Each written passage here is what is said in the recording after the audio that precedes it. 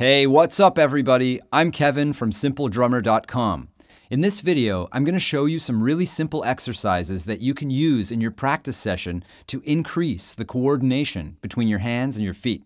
If it's your first time here, make sure you hit that subscribe button so that you can stay in the loop for all of our future videos. Alright everybody, there's really only one more step to this lesson, and that is to coordinate our left foot with what your hands are playing. Now there's an important little distinction to make. I want you to make sure that you play your hi-hat pedal with your toes. That way you get a nice strong chick sound. If you tap your foot like this, it's going to sound a little weaker. And that's not really what we want. I want you to hear those hi-hats chicking nice and strong. Now we're going to follow the same steps as the exercises we played before. We'll start with single strokes.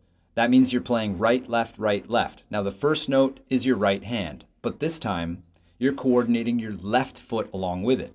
So again, we're crossing the line, and that makes things a little less natural.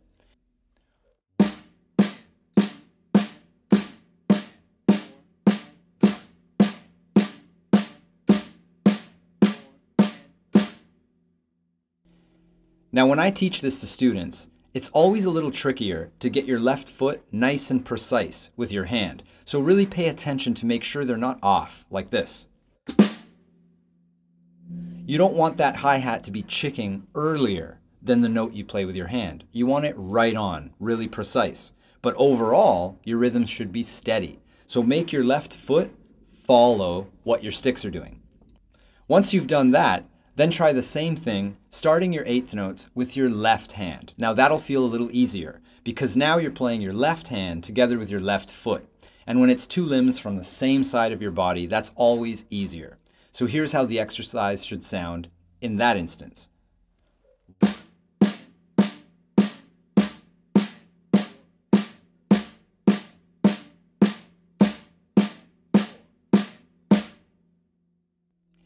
Now after a few minutes of practicing single strokes, we'll take the same steps that we did before and we'll play them with double strokes. So remember, you're going to be starting with your right hand and playing two notes there, but you just want to chick the hi-hats on the first of those two notes, like this.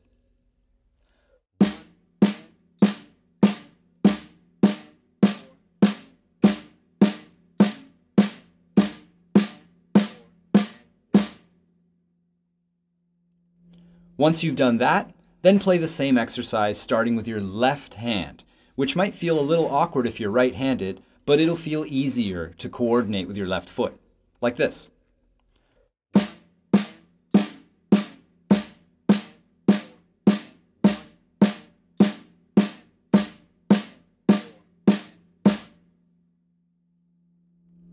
Now your overall objective with all of the exercises that I've just shown you is to feel comfortable and natural no matter what, any which way, single strokes or double strokes, starting with either hand and coordinating them with either foot. Coordination with your hands and your feet is such an important part of drumming, as you already know. Every time you practice a groove pattern or anything around the drums, you're pretty much always working on this. The thing is though, our focus is on different musical exercises. It's important to take time to work strictly on your technique, so that means you're just paying attention to how your hands and feet are working together. Now these exercises are great for you to begin your practice session, like a warm-up. They're ideal for beginners, but if you have more experience, you'll still get a lot out of it by practicing them at faster tempos and with a metronome.